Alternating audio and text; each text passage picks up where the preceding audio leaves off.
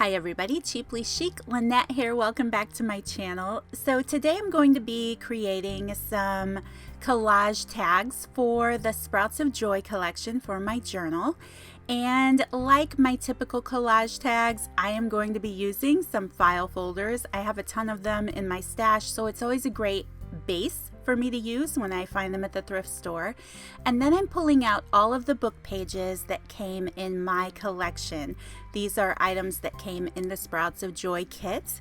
So I had this fairy tale book, and I'm just going to start by collaging my book pages to the file folder. Now, something I'm doing different this time is again playing with that matte gel medium. This is something I don't usually reach for. I was cleaning through my drawers and I found that I had some. I didn't even remember that I had some. So before it goes bad, I just wanted to play around with it and see how I feel about it compared to Mod Podge, which I tend to struggle with a little bit because I live in Southwest Florida and it is always humid here. And I find that it keeps a sticky state sitting in my craft room. So it's not something I reach for so much anymore. I use Tim Holtz Collage, what is it called? Collage Medium? Yes, Distress Collage Medium quite often. But yeah, I found the matte gel medium and I thought I would like to see how this behaves in the weather around me. So this is the second project I'm doing with it, and it does behave a little differently than Mod Podge that I notice anyway, and the collage medium. So I'm just, practicing up. I'm just using the book pages that came in the collection. There's not a lot of rhyme or reason at this point. I'm taking the large pages and attaching them to my file folder. This is a legal size folder. Goodness, I feel like I'm tripping all over my words today. So this isn't going to be a very detailed collage video, but I do this often on my channel, and I have explained collage a little more in depth in the past. So down below, for those of you who are new to my channel and new to crafting, I will leave a few links to other collage videos I've made, and you can check those out if you're interested. Now I'm just taking this recipe book page that I had in my kit. I love the yellow paper. I love mixing the different colors and fonts. So I am keeping that, is that perforated? It's not really perforated, but it's cut in squares for the binding of the book it was in. I'm going to leave that on the page. I think it adds a little bit of character. You'll also see in this video, I'm not worried about collaging on every area of the file folder. I cannot say those two words together today. It's driving me crazy. But anyway, that little square at the top there, that's going to stay there. I'm not really feeling that picky about making sure every area is covered because I know that I'm going to be mostly cutting these down to use as tags, and then I'll use other areas of this masterboard as pockets and things in my journal.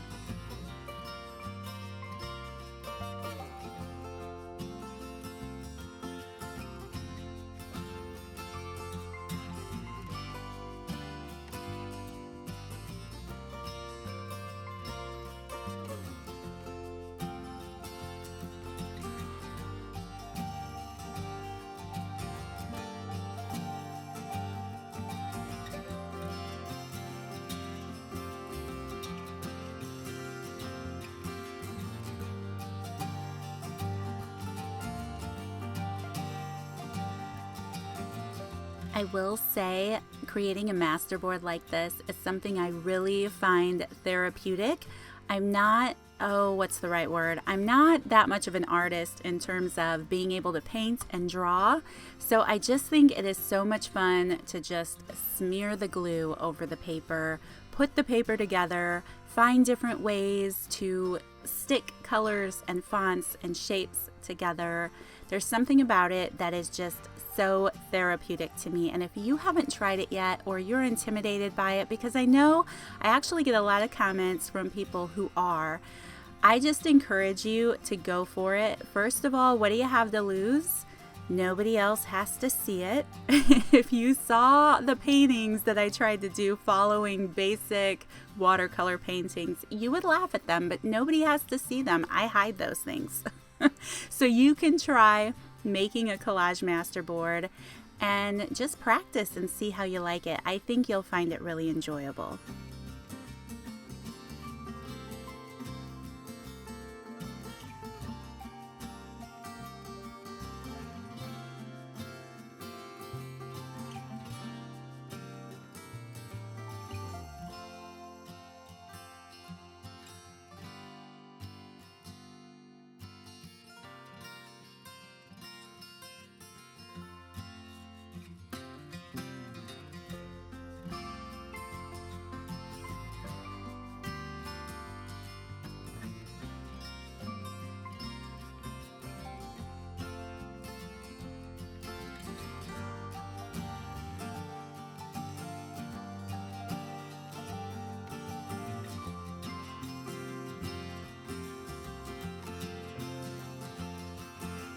Alright, so I let this sit and dry for quite a while, and I am now going to cut it up. So because I ripped this file folder and also because it just has a lot of crooked edges, I'm starting by trimming the edges so I have some straight edges to work with, and then I'm going to be cutting into some basic journaling tags.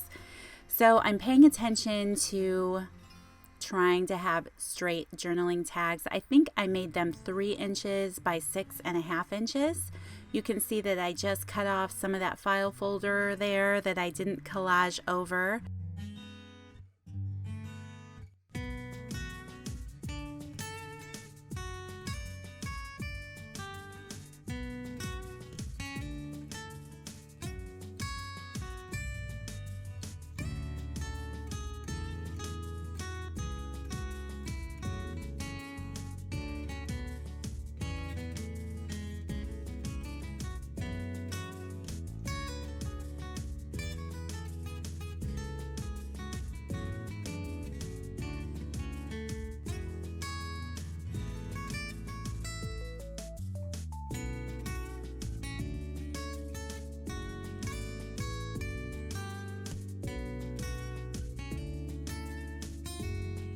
Alright, so now for the other fun part. I'm going to decorate these tags. So sometimes I like to tear the top of my tag just to give it a little bit of a rough look, and that's what I decided to do here. I'm going to use vintage photo and just distress the edges of my tags. What I like about this is it gives it a little bit of definition. It's not that it's really distressing it or making it look older, at least with the way I'm doing it. I just like to have solid lines around the edges of things. And then this time I'm not going to add any tea stain paper like I typically do to the back. I'm just going to use the back of the file folder for my journaling.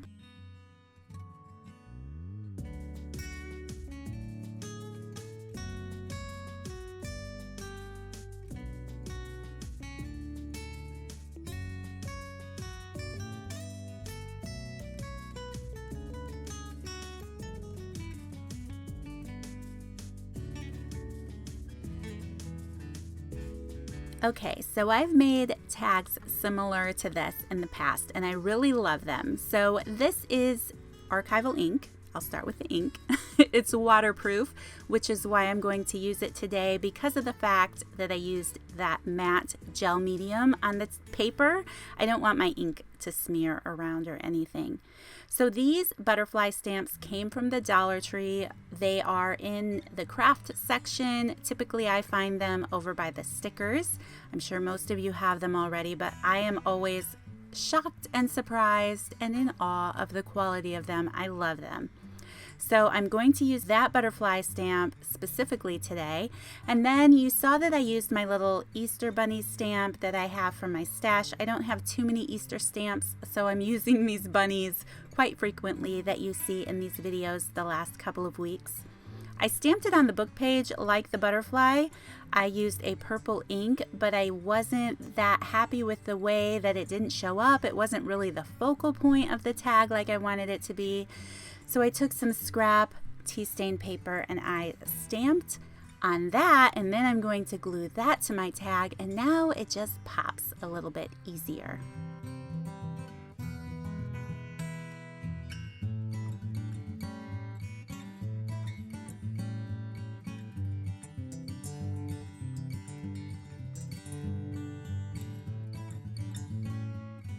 One of the things that I love about playing around with butterfly stamps is the fact that they are symmetrical.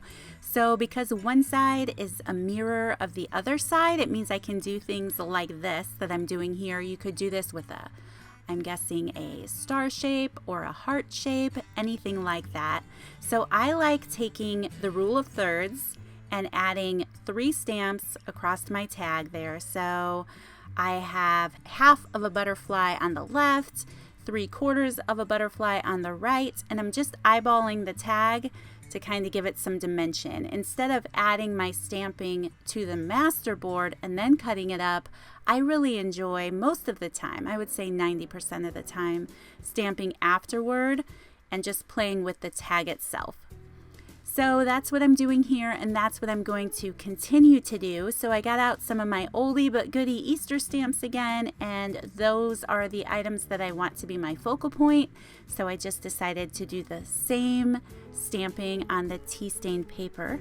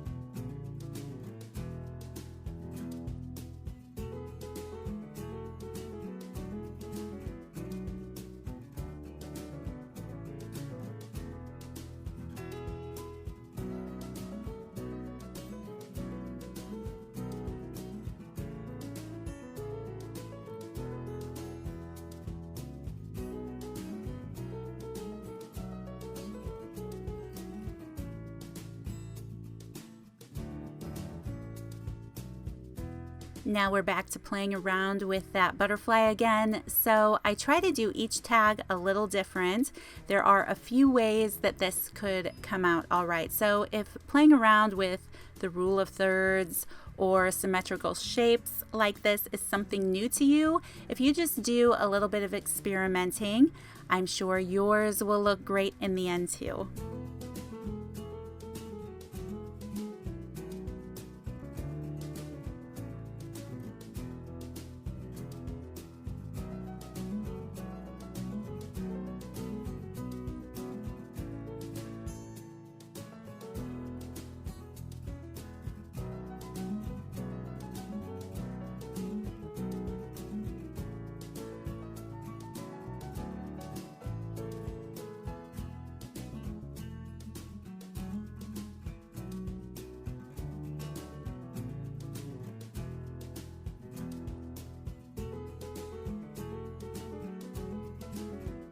Okay, so now that the background of the tags are done and we have our focal point on the tags, now I'm just going to work on decorating them a little bit and finishing them up.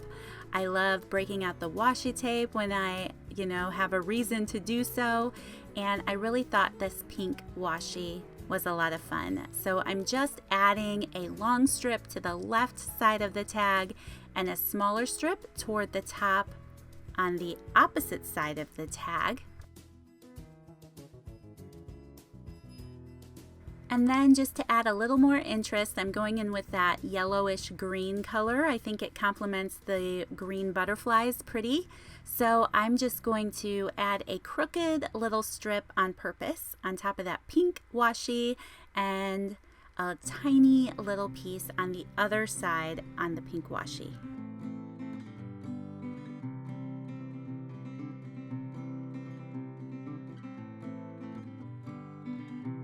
Alright, so again, I'm just going to go in and play with the pink and the green Again, adding some strips of washi on either side of the tags. I do break out a different roll with a pink with white polka dots that's super cute, and I'm just going to finish up the washi on these tags.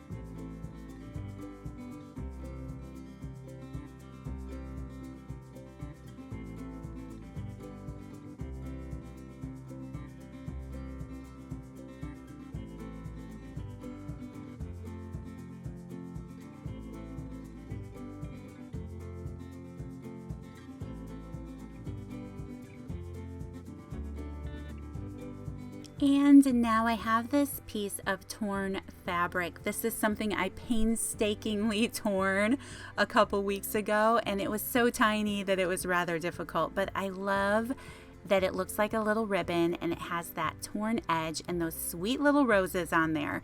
So I'm just cutting off a few pieces of that, and I'm going to use them as tag toppers.